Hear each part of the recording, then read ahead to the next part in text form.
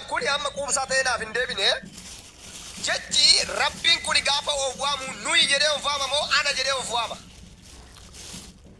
Mirga isaati waan barbaadeef waamuun eenyu dhorka? No. Wanti dhorku jira. Mirga qaba Waaqayyo garuu mirga qaba. Wangeela keessatti ani Waaqayyoodha. Wangeela keessatti ani Waaqayyoodha. Nuyi jedhu kuni nuyi jedhu Waaqayyo. Nuyi jedhu. Ayyee Isaayyaas raajichaa boqonnaa jaala koofsa 8 baasime. Maal jedhu? Baas nuyi jedha ka. Nuyi jechi jedhu Waaqayyo jecha nuyi jedhu fayyadamee eenyu jedhu? Isaayyaas raajichaa baasi dhukkubsa. Isaayyaas raajichaa boqonnaa meeqa? Boqonnaa jaala koofsa 8 kaalta lakka.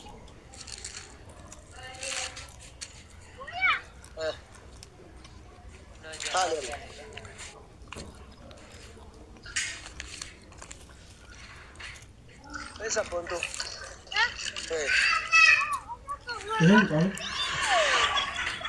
Jol.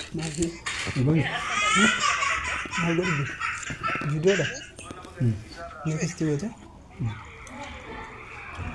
Sambut asal itu ay video seni malah kerja tu thai tu lani jiran. Kana jawan jauh. Beberapa state. Bafte? Upload. Sambut kerja jadi tanya tu betul.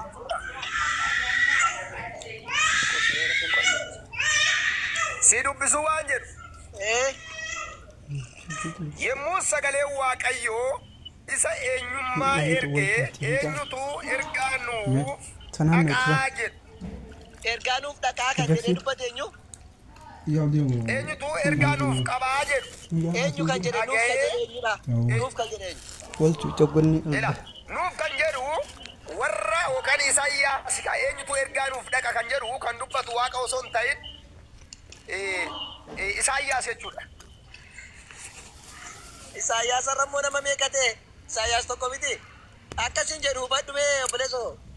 Eenyutu ergaanuuf dhaqa jedhanii jedhem nama baay'ee agarsiisa kun nama Waaqayyo tokkicha ta'u Waaqayyo tokkicha. Waaqayyo jedha dubbisi saddeetiraa kaasi dubbisi mee tokko qasee suuta jedhite. Ila sagalee Waaqayyo isaan eenyuudhaan ergaa jedhe? Eenyutu jedhe? Eenyuun erga jedhe eenyu? Yemmuu sagalee Waaqayyoodha. Yemmuu sagalee Waaqayyootu eenyuudhaan ergaa jedhe miti? Kana jechuun Waaqayyo dubbate jechuudha. Eenyuudhaan ergaa? Kanaafuu Waaqayyo dubbate jechuudha miti? Eenyuudhaan ergaa malee nuu ergaa yookaan immoo nuu rakkoon qabu. Eenyuun hin erga kan jedhe Waaqayyo miti? Tole itti aan si dubbisi. Amma kan dubbataan Waaqayyo ta'uu baga barre itti aan si dubbisi. Kanaafis inni garaa saba kanaa dhaqiitti dhaga'uu isaa dhageessisaa garuu hin hubatu hin ilaaltaa garuu hin argitu jedhiitoo Yoomitti bira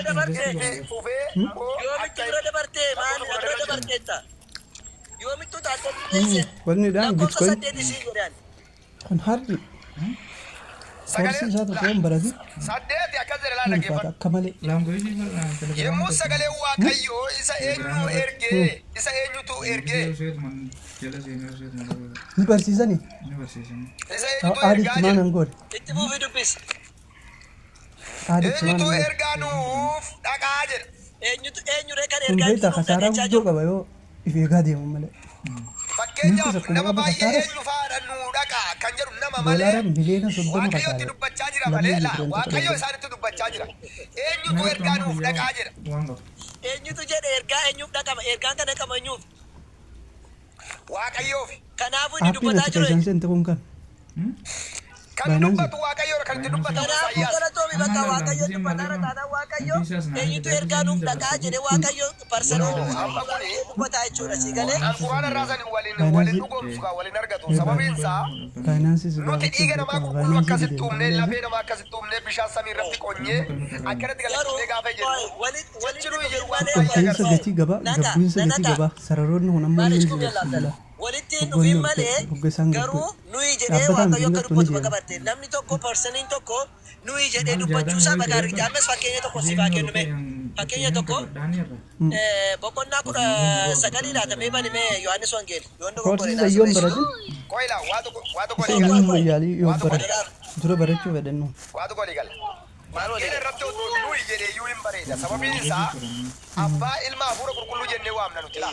Otoo nuyi jedhee iyyuu hin bareeda. Isin garuu rabbi tokkicha waan jettanii fi baay'ina agarsiisu. Kun amma baay'ina isa hoo agarsiise rakkoo qabu. Maal jenna abbaa ilma hafuura qulqulluu jennee amanna waan ta'eef. Oromoon Itoophiyaa tana waan kana garuu dalagu rabbiin tokkichaa jettu. Rabbiin tokkicha kun akkamitti waan baay'ee of keessatti agarsiisadha. Investieeta dalagu amma jira. kanaafuu waaqayyo sadii ta'anii ergataa jiru jechuudha kanarra walii galloo Kan dalagee kan irratti jaare. Sadii taanee ergachaa jirra kan jiru barreeffamee jiru. innaa sadii naan hin jenne tamma Oromoodha. Nuyi abbaa ilma hafuura qulqulluu jennee amannaan jedhe. kanaafuu nuyi kan jechaa jiru jaradhaa jechuudha miti Fakkeenyaaf seera uumamaati irratti seera uumamaa boqonnaa tokko irratti koottaa jedhee laa koottaa. bakka Akka fakkaatti keenyatiif akka bifa keenyatitti nama hin uumnaa. ayyeenyuun jedhe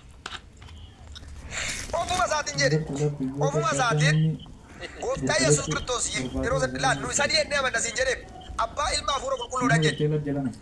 koy abbaa ilma ameenyu jedhe Traders.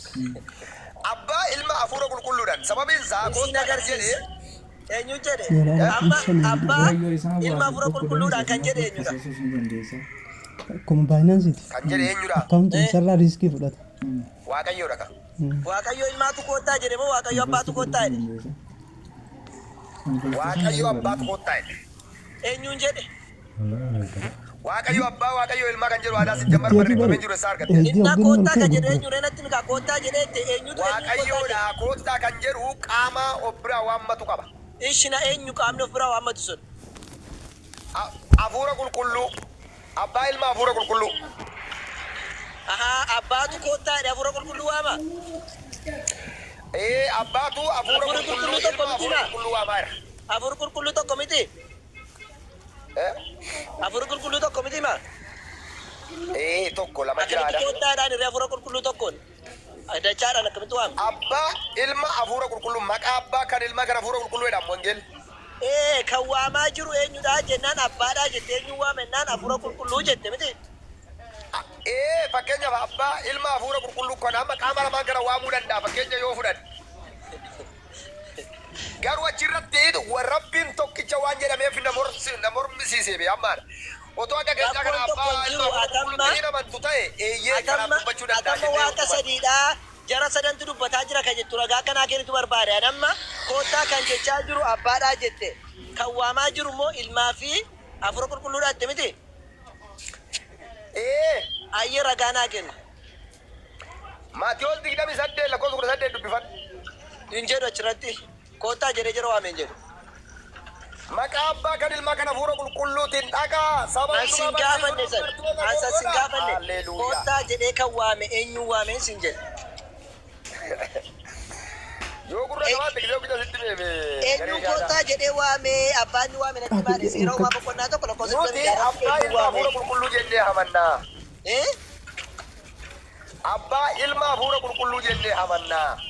ani yoo barbaadan jinniyyuu dabaladhaa mana malaayikota samanaan gaaffiin koo eenyutti amanta siin hin jenne akkan jedhe koottaa eenyuun waamma jedhe malee sin amanii siin hin jenne akka Tii deebisee hin bee eenyu akka ragaa wajjiniin maa kenni ragaa Ragaa immoo wangeela Maatiyoos boqonnaa 28 jara waammate jiru achitti jara waammate jiru an gaaffiin barbaade kan inni waammate abbaa ilmaa hafuura qulqulluudha kan jedhu si gaafadde Kanaaf egaa rabbiin raamataa fi araara isiniif haa godhu waan an jedhu an biraan qabu. nanaka waa tokko sii dhaamaanis waa tokko sii dhaama adaraa dhugaadhaaf deekabdalla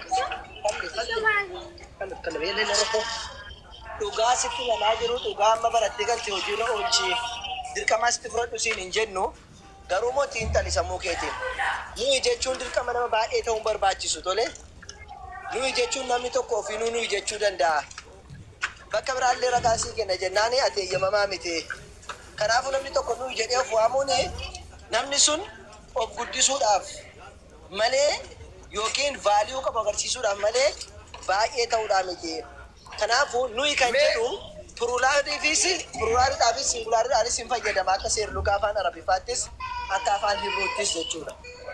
Mee garee shaadaan of guddisuudhaaf akkasitti of waama kan jedhu barreeffameera.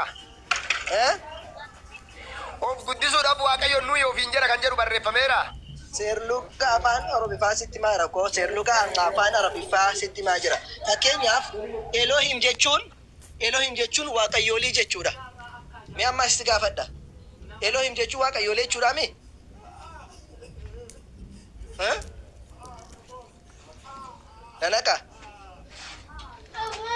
Nanaka. Si gaafadha naa deebi'aan jiru. Ana si gaafadha naa deebi'aan jiru. Fakkeenyaaf iddoo suni yoo kan ofii ani nuyi jechi jedhu jechi nuyi jedhu of kabajuudhaaf akkasitti of waama jedhee todo quraanni ragaa nuu ba'e maashaallah innos daalleen. Amma garuu quraanni nuyi jedhee of waama malee suuraa akka asaamuyyuu nuuf galaa jiru. Nanaka. Akka siin jedhe akka sii galuuf jechan sitti maa jira fidi ragaa itti hinnaane. Elohim jechuun pluraaliidha moo singulaarii agarsiisa? Elohim jechuun. Elohim ka jedhu pluraalii moo singulaarii agarsiisa? Afaan maalitiin?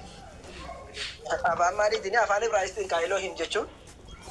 Laakiin afaan Ibraayistiin baranne Oromiffaan baradhe. Maa Yesuus Kiristoos Elohi lamaa sabaqtan yeroo jedhu inni haa jedhu kaa inni afaan isaatiin yeroo isa dubbate anis immoo afaan ittiin dhaladhee nan dubbadha. Isa kaa waan jedhuufi Yesuus beeka malee ani kana jechuudha yoon jedhee naaf hin fudhatamu. Bakka ishi baradhu bakka sirriitti baradhu seerlugaa afaanis baradhu wanna jedhe ishee maaliif jennaani fakkeenyaaf Elohim jechuun waaqayyoolee jechuudha. Elohii jechuun immoo waaqa tokko jechuudha. Kanaaf Yesuus Kiristoos gaafa waammatu Elohi lamaa sabaqtanidha kan inni kadhataa ture. Waaqa kiyya waaqa kanaafan siin jedhe bar. Kanaafuuti erga Elohi jedhee waammataadhaa ture Yesuus Kiristoos fakkeenyaaf immoo yoo dhalteedhaa seeroma boqonnaa tokko lakkoofsa kudha dhaalte Elohim lafaa fi samii uume jalqabatti siin jedha. Kanaafuu waaqayyooliitu uume jettee fudhattaayuu siin jedha. Akkas jechuunsaa waaqayyoolii jedhee inni of waame sun waaqa sadiitu lafaaf dachii uume jettee fudhattaayee jedha. Akkasitti hubattaati. Yaa ta'u gaa waan hundumaaf iyyuu mee yeroo biraa walitti deebinaa. Anaafis quubsaan aan dhumne isiniif illee quubsaan dhumne yeroo biraa walitti deebinaa maashaallah. Rakkoon hin jiru jajjabaadhu kootu gaafadhu baradhu yeroo hundumaa manni abdii kun sittaa baru tole. Ayyee nan dhufnaa nan baradhaa wal barsiifnaa.